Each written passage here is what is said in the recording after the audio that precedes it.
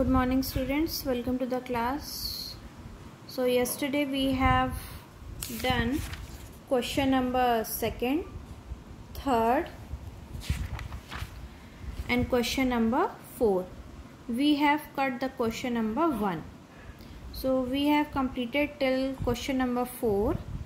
Okay. And now we are going to start the next question, that is question number 5.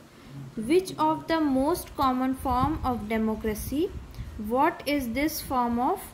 Why is this form of democracy necessary? And the answer is, and your answer is representative democracy. Representative democracy or indirect democracy is when people choose to vote for who will represent them in a parliament. This is the most common form of democracy found across the world. Its emphasis lies on protecting the rights of not only the majority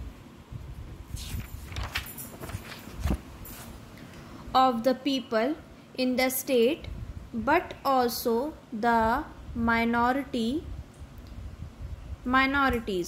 By electing a more qualified representative, a minority population would be able to vocalize its grievances in the more effective manner. This is your answer number 5. Now see the next question.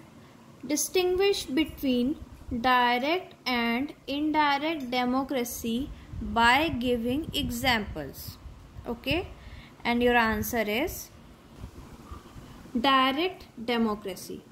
A direct democracy is when citizens get to vote for a policy directly without any intermediate representatives or houses of parliament. If the government has to pass a certain law or policy, it goes to the people. They vote on the issue and decide the fate of their own countries.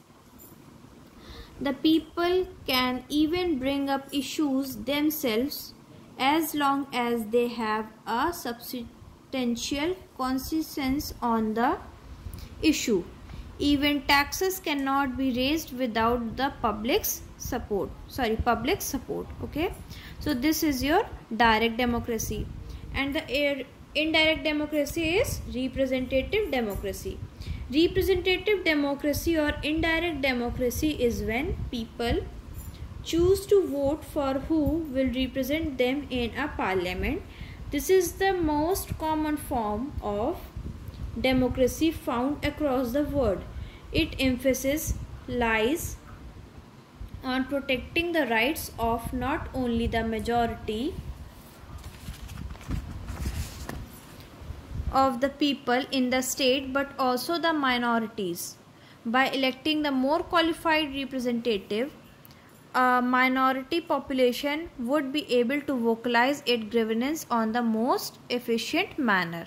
Okay, so this is your indirect democracy and this is your direct democracy. You have to write both in question number 6. Okay, now see the last question, that is question number 10.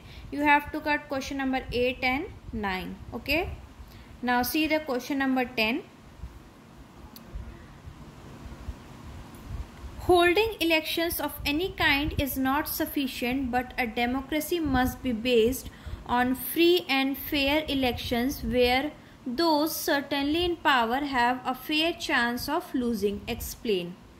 Okay, so there are some questions which are similar to each other, and for all these questions there is only one answer. That is why there is an option or.